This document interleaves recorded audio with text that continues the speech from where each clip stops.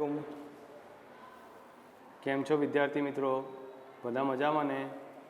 JK MBPS online શિક્ષણમાં આપનું સ્વાગત છે. ધોરણ 4 વિષય પર્યાવરણ પ્રકરણ 16 કામનો મહિનો જે આપણે આગળ ભણી રહ્યા હતા એમાં આજે આપણે વધુ અભ્યાસ કરીશું. બધા પક્ષીઓ આ દિવસોમાં ખૂબ જ વ્યસ્ત છે. પહેલું સોપાન માળા બનાવવાનું અને ફક્ત ઈંડા મૂકવાનું છે. આટલા બધા પ્રયત્નોથી બનાવેલા માળામાં બચ્ચાઓને ઉછેરવા એ ખૂબ જ મુશ્કેલ કામ છે. બધા પક્ષીઓ આ દિવસોમાં ખૂબ જ વ્યસ્ત છે, બરાબર ને. એમનું પહેલું કામ શું છે કે ફક્ત એમનું પહેલું સોપાન શું છે? માળા બનાવવાનું. અને ફક્ત શું કામ કરવાનું? એમને ઈંડા મૂકવાનું. પણ આટલા બધા પ્રયત્નોથી જે માળો બનાવે છે એમાં બચ્ચાઓને ઉછેરવા એ બહુ મુશ્કેલ કામ છે. પક્ષીઓ માટે કેટલાક માણસો અને બીજા પ્રાણીઓ દુશ્મનો જેવા હોય છે, બરાબર. કેટલાક માણસો અને બીજા પ્રાણીઓ જે છે એ પક્ષીઓ માટે દુશ્મનો જેવા હોય, કારણ કે એમના ઈંડાને નુકસાન કરે, પાડી દે, બરાબર. અથવા અમુક સાપ કે એવા ઝેરી પ્રાણીઓ, બરાબર, એમના ઈંડાને ખાઈ જાય.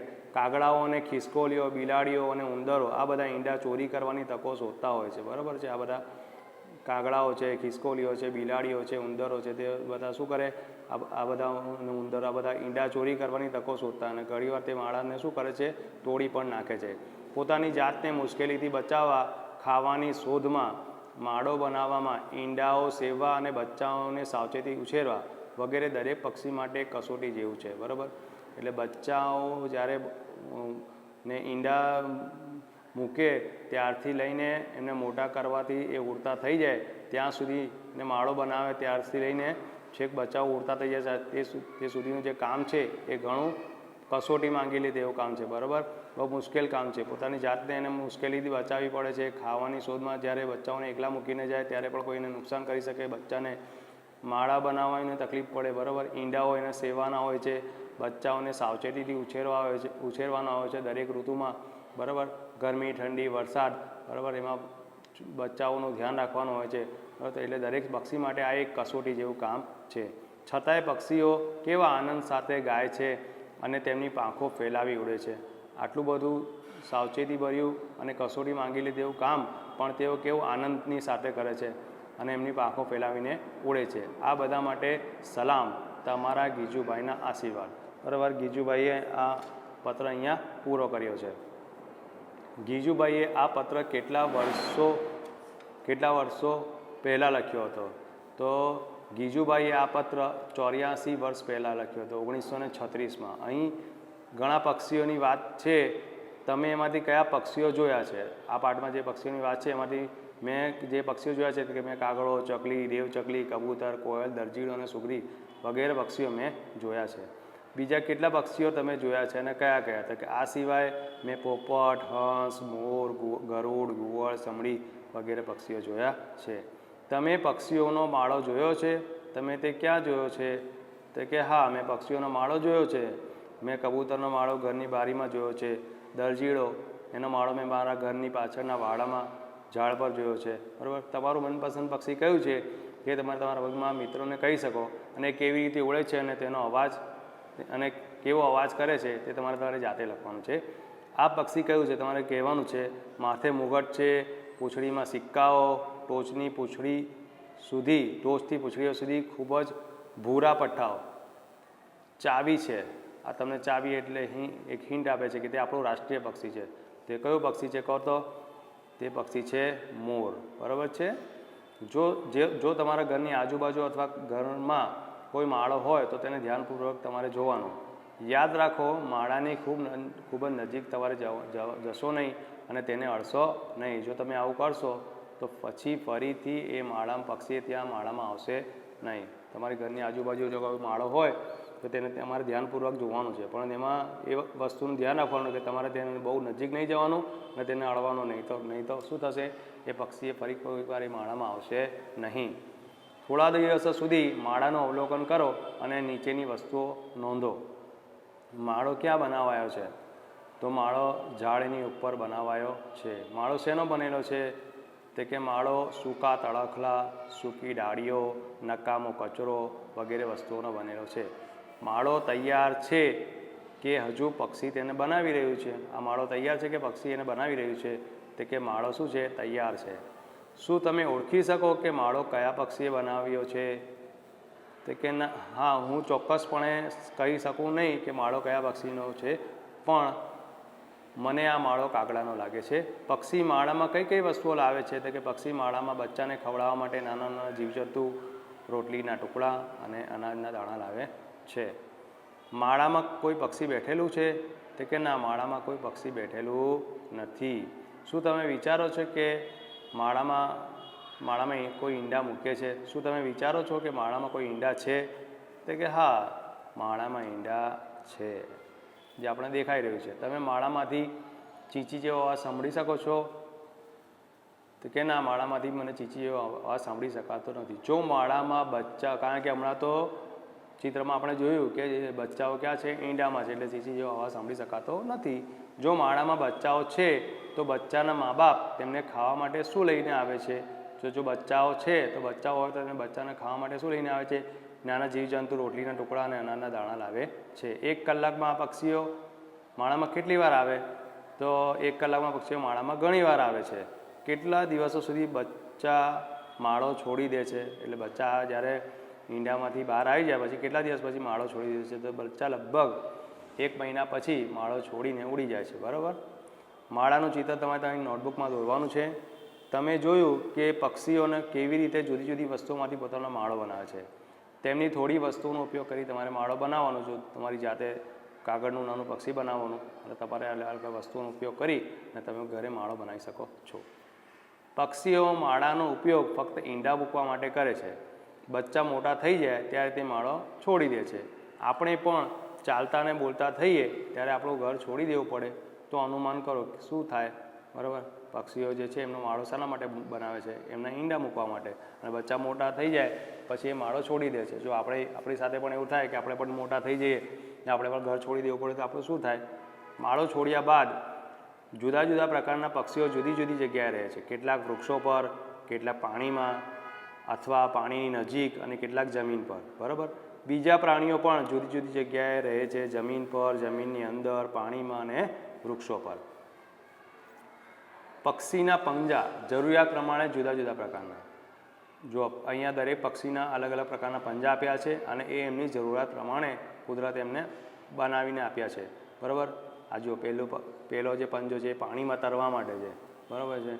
પછી વૃક્ષની ડાળીઓ પકડવા માટે આ રીતના પંજા પક્ષીઓને આપેલા હોય છે. કે ઘણા પક્ષીઓને ખોરાક પકડવા કે શિકાર કરવા માટે જો આ રીતના દેખાય છે એ શિકાર પકડવા માટે છે. આ વૃક્ષની ડાળીઓ પકડવા માટે અને પાણીએ તરવા માટે આપણે ઘણીવાર જોયું હશે તરવૈયાઓ આ રીતના પંજાનો પાણીમાં તરવા માટે ઉપયોગ કરે છે. ખબર છે ને? બરાબર. જે રીતના પાણીમાં સરળતાથી તરી શકાય. આ વૃક્ષની ડાળીઓ પકડવા માટે જો કેવી રીતના પંજા આપેલા છે, જેથી વૃક્ષની ડાળી આરામથી સહેલાઈથી પકડી શકાય. આ ખોરાક પકડવા માટે અને શિકાર પકડવા માટે નહોરવાળા છે. જોયું તમે? પછી જુઓ જમીન પર ચાલવા માટે. આ રે જમીન પર ચાલવા માટે જે દેખાઈ રહ્યું છે તે. બરાબર. આ જમીન પર ચાલવા માટે. પછી વૃક્ષ પર ચડવા માટે. વૃક્ષ પર ચડવા માટે જુઓ કેવી રીતના પંજા હોય છે તે અહીંયા બતાવેલું છે. પછી પક્ષીની ચાંચ ખોરાક પ્રમાણે જુદા જુદા પ્રકારની. જે રીતના આપણે પંજા જોયા અલગ અલગ પ્રકારના, એ રીતના અહીંયા ચાંચ પણ અલગ અલગ પ્રકારની દરેક પક્ષીની હોય છે. માંસ ફાળવા માટે અને ખાવા માટેની જે ચાંચ છે એ આ પ્રકારની હોય છે આ પક્ષીની. પછી વૃક્ષના થડ અને લાકડામાં કાણું પકડવા માટે, જે આપણે જોયું આગળ. બરાબર. જોયું આ કેવી પ્રકારની એ વૃક્ષમાં કેટલી મજબૂત છે અને આગળથી ધારદાર છે. એ રીતના ફૂલોનો રસ ચૂસવા માટે જો એકદમ તીક્ષ્ણ છે. બરાબર. ફૂલોનો રસ ચૂસી શકે એ માટે. બરાબર. ફૂલ સૂંઘણીનું જોયું આપણે ઉદાહરણ જોયું આગળ. છીછરા પાણી અને કાદવમાંથી નાના જીવજંતુઓને શોધવા માટે. બરાબર. એ આ પ્રકારની હોય છે. એટલે ચાંચ પણ કેટલી લાંબી છે, જે છીછરા પાણીમાં અંદર સુધી જાય અને કાદવમાંથી પણ નાના જીવજંતુઓને શોધી કાઢી અને ખાઈ લે છે. બીજ તોડવા અને વાટવા માટે જો આ પ્રકારની ચાંચ હોય છે. પછી ઘણી બધી જાતના ખોરાક કાપવા અને ખાવા માટે આ પ્રકારની પક્ષીની ચાંચ આ પ્રકારની હોય છે. બરાબર. એટલે અલગ અલગ પ્રકારના ચિત્રો પક્ષીઓને આપ્યા છે અને એની ચાંચમાં કઈ પ્રકારની વિવિધતા અને એમાં એ વિવિધતા કેમ છે એ પણ આપણે અહીંયા જોયું. બરાબર. પ્રાણીના દાંત. બરાબર. હવે પ્રાણીના દાંત વિશે જોઈએ. તમે જોયું કે પ્રાણીઓના જુદા જુદા પ્રકારના દાંત હોય છે. ગાયના આગળના દાંત ઘાસ કાપવા માટે હોય છે. બાજુ પરના જે દાંત છે એ ઘાસને ચાવવા માટે અને મોટા અને સપાટ હોય છે. આગળના દાંત જે હોય છે એ ઘાસ તે કાપે છે અને જે બાજુના દાંત છે એ ઘાસ તે ચાવવામાં મદદ કરે છે, જે કેવા હોય છે, મોટા અને સપાટ હોય છે. બિલાડીના દાંત માંસને ફાળવા અને કાપવા માટે તીક્ષ્ણ હોય છે. બિલાડીના દાંત કેવા હોય છે? માંસને ફાળવા અને કાપવા માટે કેવા તીક્ષ્ણ હોય છે. તમે જોયા જ હશે બિલાડીના દાંત, બરાબર. પછી સાપને વાંકા અને તીક્ષ્ણ દાંત હોય છે, પરંતુ તે પોતાનો ખોરાક ચાવતો નથી. સાપ પોતાનો ખોરાક આખોને આખો ઓગળી જાય છે, બરાબર.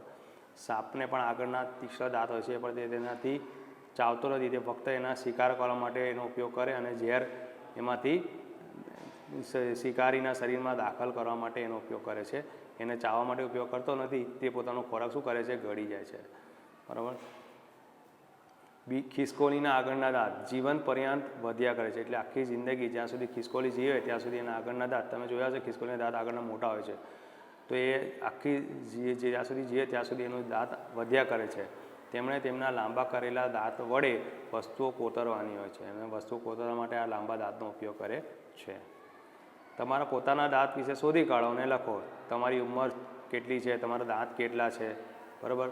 તમારે અહીંયા લખવાનું છે, બરાબર છે, કે તમારા પોતાના દાંત વિશે તમારી ઉંમર પ્રમાણે અહીંયા લખવાનું છે કે તમારી ઉંમર કેટલી છે, તમારા દાંત કેટલા છે, તમારા કોઈ દાંત તૂટી અથવા પડી ગયા છે અને કેટલા, એ પણ તમારે અહીંયા લખવાનું છે.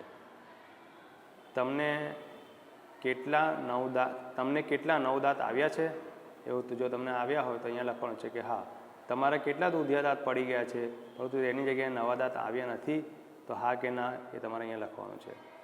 દાંત વિશે વધારે શોધો. તમારા મિત્રના દાંત જુઓ, શું તે જુદા પ્રકારના દાંત છે? તમારી નોટબુકમાં એક આગળનો અને એક પાછળનો દાંત દોરો. આ દાંત વચ્ચે કોઈ તફાવત જોઈ શકો છો? તમારા મિત્રનો દાંત તમારે જોવાનો છે. જો શું તે તમારા પ્રકારના, તે તમારાથી જેવા જ દાંત છે કે જુદા પ્રકારના છે, તેને એક આગળનો અને એક પાછળનો દાંત તમારે દોરવાનો છે. આ દાંત વચ્ચે તમને જો કોઈ તફાવત દેખાય તે તમે જોઈ શકો છો, તો એ તમારે અહીંયા લખવાનું છે, બરાબર. તમારી જાતે લખવાનું છે. કલ્પના કરો, જો તમારે આગળના દાંત ન હોય, બરાબર, બંને ઉપર અને નીચે, તો તમે જામફળ કેવી રીતે ખાઓ? અભિનય કરી બતાવો કેવી રીતે. તમારે એક અનુમાન કરીને, કલ્પના કરીને એક પ્રેક્ટિકલ કરવાનું છે કે જો તમારે આગળના દાંત ન હોય, એ તો તમે કલ્પના કરવાની કે ઉપર અને નીચે બંનેના, બરાબર. અને તમે જામફળ ખાવાનું કહે તો તમે કેવી રીતના ખાઓ એનો અભિનય કરી બતાવો. તમારે આગળના દાંત છે પરંતુ પાછળના એક પણ નથી. તમને કોઈ રોટલી આપે છે તે તમે કેવી રીતે ખાશો? આગળના દાંત છે તેનાથી રોટલીને તોડી દેશો, પણ હવે ચાવવા માટે તો પાછળના દાંત જોઈએ ને, તો તમે રોટલીને તો તેને કેવી રીતના ખાશો? તમારા મોંમાં એક પણ દાંત નથી, તમે કેવા પ્રકારની વસ્તુઓ ખાઈ શકો? જો તમારા મોંમાં એક પણ દાંત ના હોય તો તમે કઈ પ્રકારની વસ્તુઓ ખાઈ શકો?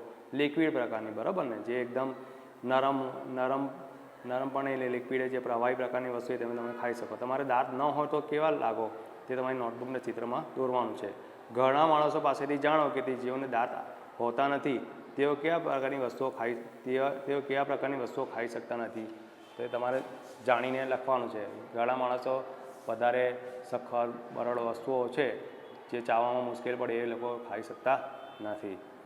તમારા વિસ્તારમાં સામાન્ય રીતે દેખાતા પક્ષીનું ચિત્ર તેના શરીરના ભાગોને પણ નિર્દેશ કરો. અહીંયા તમારે એક ચિત્ર દોરવાનું છે કે તમારા વિસ્તારમાં કોઈ પણ પક્ષી તમને દેખાતું હોય તેનું ચિત્ર અહીંયા દોરીને એના ભાગોનું અહીંયા વર્ણન કરવાનું છે, નિર્દેશ કરવાનો છે, બતાવવાના છે કે ભાઈ આની ચાંચ છે, અહીંની ડોક છે, એના પીછા છે, એના પંજા છે, બરાબર. તો અહીંયા આપણો આજે પ્રકરણ 16 કામનો મહિનો પૂરો થાય છે. આગળના વિડીયોમાં આપણે વધુ સમજ મેળવીશું. અલ્લાહ હાફિઝ.